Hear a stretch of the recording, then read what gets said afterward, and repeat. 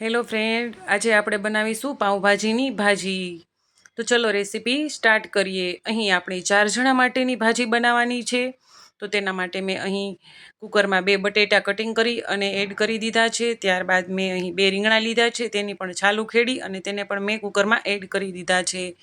ત્યારબાદ અહીં હું વટાણા પણ કુકરમાં એડ કરી દઈશ અને ત્યારબાદ તેમાં હું 1 ચમચી હળદર એડ કરી દઈશ, 1 ચમચી નમક એડ કરી દઈશ અને થોડું પાણી એડ કરી દઈશ અને ગેસની ફ્લેમ ઉપર મૂકી દઈશ અને ઢાંકણ ઢાંકી 2 થી 3 વિસલ વગાડી લેવાની છે. તો અહીં મેં એક પેનમાં તેલ ગરમ કરવા મૂક્યું છે, તેમાં હું હિંગ એડ કરી દઈશ. ત્યારબાદ અહીં મેં ચોપ કરેલી ડુંગળી છે તે પણ હું તેમાં એડ કરી દઈશ અને તેને પણ હું સારી રીતે સાતડી લઈશ. ડુંગળી સતળાઈ જાય ત્યારબાદ આપણે તેમાં આદુ અને લસણની પેસ્ટ છે તે એડ કરી દઈશું અને તેને પણ આપણે એકદમ સરસ રીતે સાતળી લઈશું. આદુ અને લસણની પેસ્ટ એડ કરીએ એટલે આપણને બહુ સરસ એકદમ સુગંધ આવે છે. ભાજીમાં લસણ જ મેઇન હોય છે. ત્યારબાદ આપણે અહીં કેપ્સિકમ એડ કરવાના છે. તો મેં અહીં કેપ્સિકમ પણ એડ કરી દીધા છે અને તે પણ મેં સારી રીતે મિક્સ કરી લીધા છે. ત્યારબાદ અહીં હું ટમેટાની ગ્રેવી એડ કરી દઈશ. ટમેટાની ગ્રેવી એડ કરી અને તેને પણ આપણે એકદમ સરસ રીતે મિક્સ કરી લેવાની છે.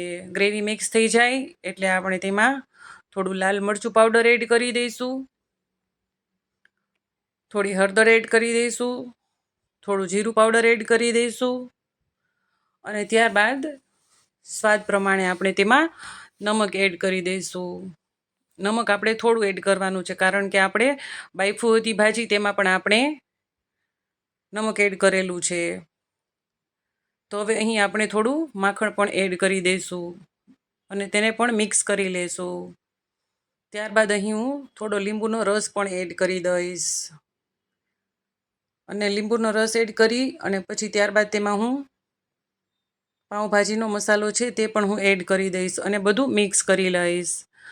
ત્યારબાદ અહીં આપણી ભાજી માટેના જે બટેટા બાફવા મૂક્યા હતા તે બફાઈ ગયા છે. તો તેને હું ભાજી મેસરની મદદથી મિક્સ કરી અને તેને હું આપણી જે ગ્રેવી બનાવેલી છે તેમાં હું એડ કરી દઈશ અને તેને પણ આપણે એકદમ સરસ રીતે મિક્સ કરી લેશું. તો અહીં આપણી ભાજી એકદમ સરસ મિક્સ થઈ ગઈ છે. ત્યારબાદ આપણે તેમાં થોડું પાણી એડ કરી દઈશું અને ઢાંકણ ઢાંકી 2 જ મિનિટ આપણે રહેવા દઈશું. તો અહીં આપણી 2 મિનિટ થઈ ગઈ છે. તો તમે જોઈ શકો છો અહીં આપણી ભાજી બની અને બિલકુલ રેડી થઈ ગઈ છે. તો હવે આપણે તેમાં ઉપર થોડા ધાણા ભાજી છાંટી દઈશું. તો અહીં આપણી ખાવા માટેની ભાજી એકદમ રેડી થઈ ગઈ છે. તો તેને આપણે એક બાઉલમાં સર્વ કરી લઈએ. જોતાની સાથે જ આપણને ભાજી ખાવાનું મન થઈ જાય છે. Bye bye. Thank you for watching. મારી ચેનલને લાઈક અને સબસ્ક્રાઈબ જરૂર કરી લેજો.